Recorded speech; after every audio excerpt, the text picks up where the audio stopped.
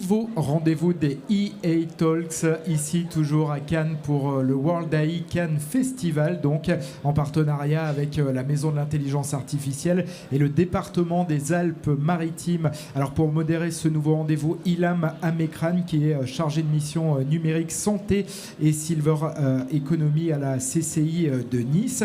Et nous aurons donc 3 intervenants pour parler donc des applications d'IA dans le domaine de la Silver Economy. Alors il s'agit de Fabien Astig. Bonjour Fabien. Bonjour. Sla Haridi. Bonjour Sla. Bonjour. Et puis James Nicolaï, cofondateur de Nodius. Bonjour James. Bonjour. Voilà, vous avez 15 minutes pour évoquer ce sujet. Merci beaucoup. Bonjour à tous. Je suis ravie d'animer cette table ronde autour des applications d'intelligence artificielle dans la Silver Economy. Et pour cela, j'ai le plaisir d'être entourée de Fabien Astig, qui est donc fondateur et directeur commercial d'ExactCure, qui offre une solution pour simuler l'efficacité des médicaments et leur interaction grâce à un jumeau numérique. Bonjour Fabien. Bonjour. De James Nicolaï, qui est cofondateur de Nodius, qui propose un système intelligent pour la bienveillance et le maintien à domicile des personnes isolées. Bonjour James. Et enfin, Sla Haridi, qui est fondateur de Sensory Analytics. Sensory Analytics qui développe un outil permettant de détecter les risques cardiovasculaires. Bonjour. Bonjour. Bonjour. Donc quelques chiffres pour commencer. À l'horizon 2050, les projections INSEE indiquent que 32% de la population française aura plus de 60 ans. Et on évoque le chiffre de 2 milliards de seniors à l'échelle mondiale. Donc la Silver Economy, ou économie des seniors de plus de 60 ans, est une filière en forte croissance et qui couvre l'ensemble des activités économiques, de services et industriels à destination des seniors. Donc notre territoire est particulièrement concerné et ces acteurs, tant institutionnels qu'économiques, investissent et s'investissent dans la structuration et le développement de cette filière. Mais avant de présenter les applications concrètes utilisant l'intelligence artificielle dans la Silver Economy, je me tourne vers vous pour discuter, selon vous, des grands enjeux, notamment en termes de santé, de prévention, de maintien à domicile de la filière Silver Economy. Bonjour à tous, donc moi je suis un des 3 cofondateurs d'ExactCure avec Frédéric et Sylvain. Et pour répondre à la question des grands enjeux, j'en citerai 2, à savoir que par rapport aux chiffres qui ont été énoncés, il y en a d'autres également qui existent de la part d'un rapport qui avait été commandé par le ministère de la Santé il y a bientôt 10 ans maintenant, mais qui disait que la iatrogénie médicamenteuse, donc les erreurs médicamenteuses, cause de 10 à 30 000 morts par an, c'est-à-dire de nos jours presque 10 fois plus que les accidents de la route, et coûte des milliards d'euros par an à la sécurité sociale. Il n'est pas dit dans le rapport, il n'y a pas de notion d'âge, mais il est quand même probable que ce soit les personnes les plus âgées qui soient les plus exposées à ces problématiques-là, donc d'interaction médicamenteuse. Donc la problématique, pour répondre à la question, c'est quand une personne commence à cumuler plusieurs maladies chroniques, comment est-ce qu'on gère un ensemble de médicaments qu'elle prend? Et c'est très compliqué parce que personne ne sait vraiment comment ça se passe. On reviendra après à quelles sont les solutions. Et l'autre grand enjeu, en tout cas de notre point de vue, c'est l'observance et comment aider le patient à faire moins de bêtises à la maison. Quels outils, et notamment numériques, puisqu'on est dans le salon de l'IA, leur apporter avec la barrière de l'adoption. Parce que de moins en moins, mais ça reste vrai qu'il y a toute une population qui n'est pas habituée à ces outils-là. Bonjour Ilham. D'après nous, nous adressons cet enjeu de l'évolution démographique en partant du constat qu'il y a bien trop de personnes isolées.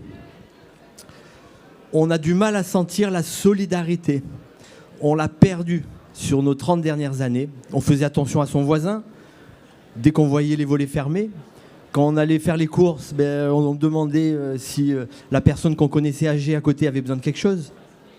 Nous avons envie que l'IA et le numérique en général puissent pousser et resservir à créer du lien, à faire de la prévention des risques et également à soutenir les efforts des collectivités. Donc pour nous, notre enjeu,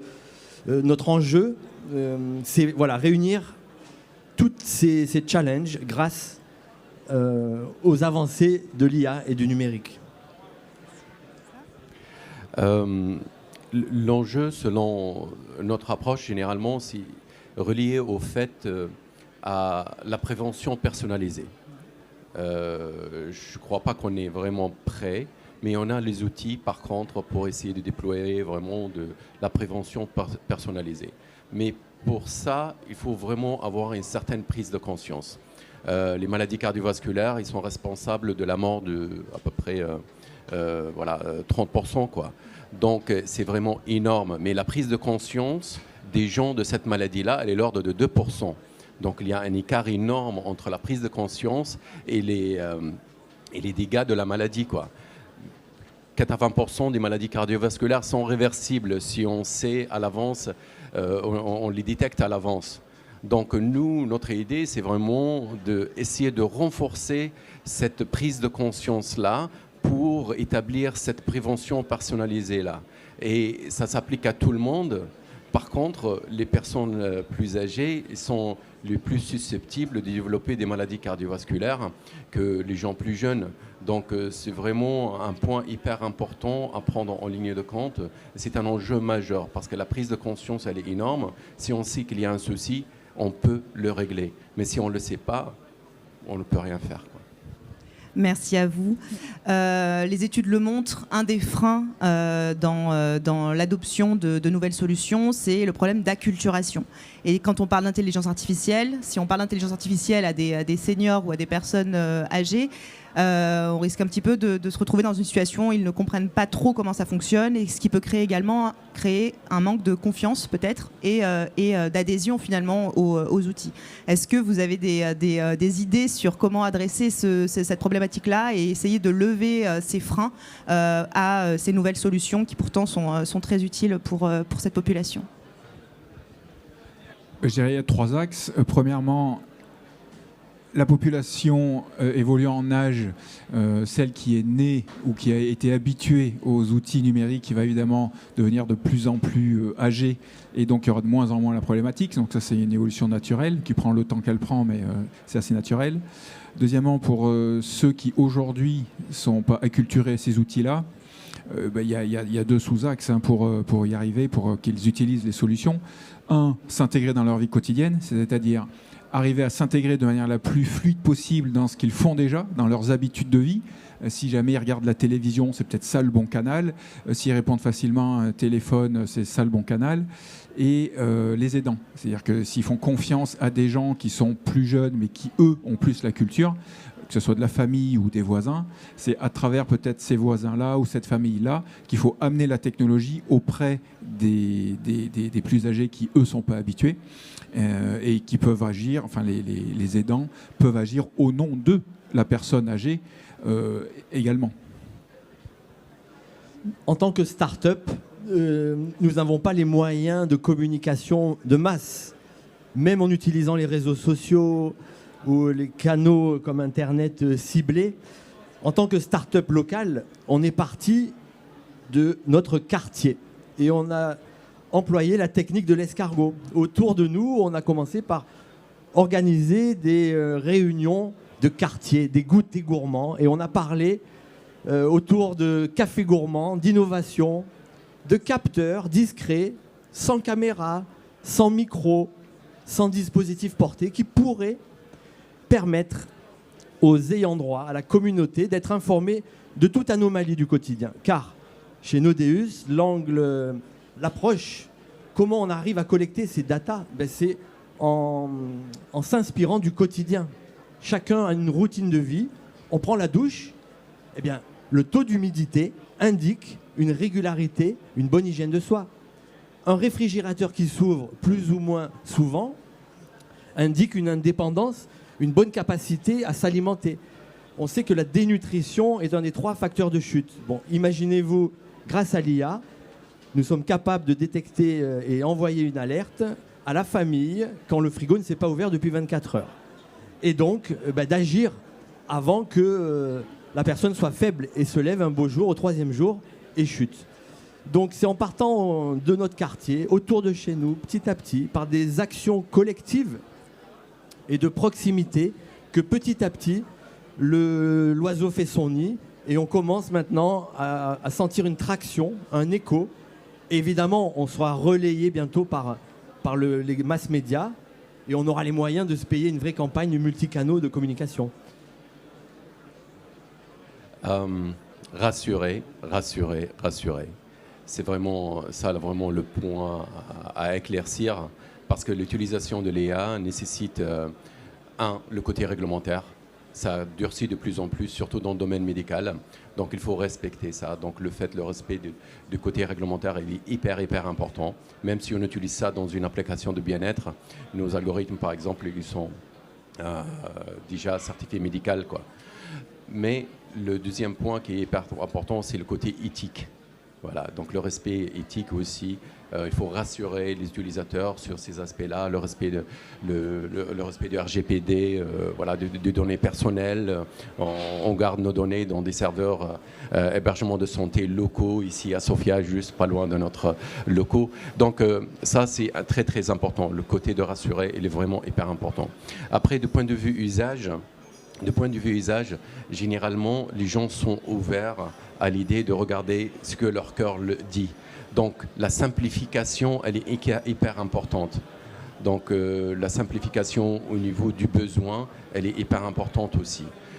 Par contre, la réalité, c'est que, il y a certaines personnes qui ne veulent pas vraiment savoir. Il y a à peu près 30%, ils sont un peu anxiogènes, ils ne veulent pas savoir, on respecte leur choix. Mais l'idée, c'est de leur donner une explication logique, claire, et le bénéfice qu'ils vont avoir, par exemple, en faisant le suivi quotidien de leur état de bien-être, état de santé, et c'est qu'est-ce que ça va leur apporter. Donc la communication, rassurer, simplifier, communiquer. Vraiment, c'est la clé, quoi. Très bien, merci beaucoup. Ma dernière question concerne vos propres solutions, les solutions que vous avez développées. Vous êtes des entreprises du territoire, vous utilisez l'intelligence artificielle dans vos solutions. Vos solutions s'adressent notamment à cette population silver, à ces seniors, à nos seniors. Donc comment justement l'IA que vous utilisez et vos solutions permettent de répondre aux besoins de cette population en termes de, bien évidemment, de prévention, d'aide au maintien à domicile, mais également de suivi médicalisé, voire personnalisé de leur santé. Chez ExactCure, notre sujet, c'est le médicament. Donc, pour revenir à la problématique initiale, les erreurs médicamenteuses. Donc, comment on amène une solution pour améliorer l'utilisation du médicament, pour un bon usage du médicament. Et ce, grâce, en ce qui nous concerne, à des médications, à des dosages personnalisés.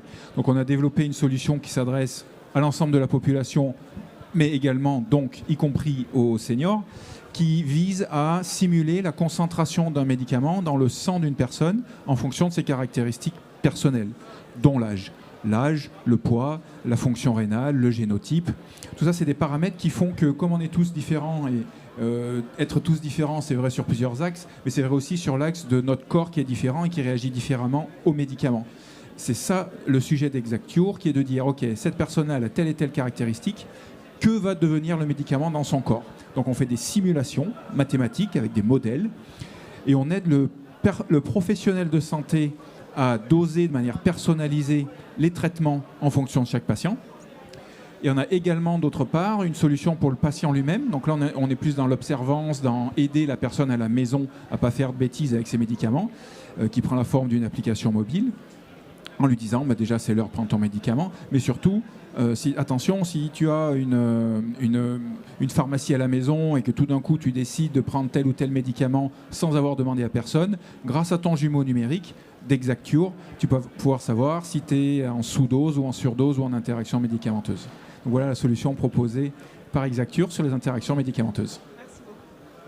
Donc chez Nodeus, notre secteur, vous l'avez compris, c'est le maintien à domicile, permettre aux personnes de demeurer chez elles en toute sécurité, en cultivant un sentiment de confiance et en créant autour d'elles un réseau de bienveillance. Grâce, d'une part, à des capteurs qui s'installent facilement dans l'habitat.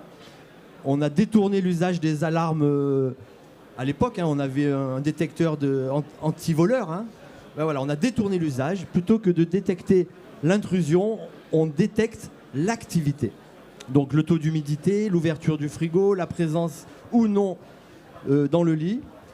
donne des indications au quotidien et chacun est différent. Grâce à l'IA, des modèles sur la routine de chacun est dessiné. Et lorsqu'il y a un écart type, c'est là que les notifications sont envoyées au réseau de bienveillance, les cocooners. On aimerait que demain, tout le monde veuille devenir cocooner de son voisin qu'on connaît isolé. Et voilà, donc ça coûte pas cher, c'est fabriqué ici, on vient de l'électronique. Tout est fabriqué ici. On n'achète pas les capteurs en Chine. C'est Bravo. du Made in 06. Merci beaucoup. Cela, Sensoria? Oui, Sensoria a développé d'abord une solution médicale pour le dépistage de maladies cardiovasculaires. Elle est destinée aux professionnels de santé. Et elle prend du temps, le médical, donc vous connaissez ça, donc le réglementaire, après la certification et tout. Donc l'année dernière, moi personnellement, j'ai eu le Covid et mon application médicale m'a aidé beaucoup à gérer l'anxiété de mes enfants. Donc j'ai développé une solution bien-être grand public qui est une version très simple, mais elle est très informative et éducative, dans le sens où est-ce qu'elle va apprendre aux gens c'est quoi leur pattern respiratoire, comment elles respirent. Est-ce qu'elles respirent avec le thorax ou elles respirent avec le diaphragme? Parce que plus on vieillit, plus on oublie cette faculté innée de respirer avec le diaphragme. Et ça, c'est hyper important, parce que nous, actuellement, dans nos études au niveau de l'hypertension, on a trouvé que les sujets qui ont une hypertension, généralement, c'est les sujets qui ont une respiration superficielle avec le thorax.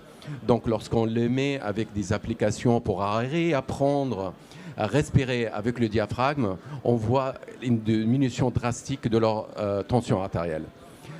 Donc, ce qu'on a fait, tout simplement, c'est l'application ludique. 1, pour prendre le temps de respirer. 2, pour faire des exercices respiratoires. 3, on va évaluer votre pattern respiratoire. On vous donne un feedback, ce qu'on appelle un biofeedback, et pour que vous pouvez vous améliorer avec le temps.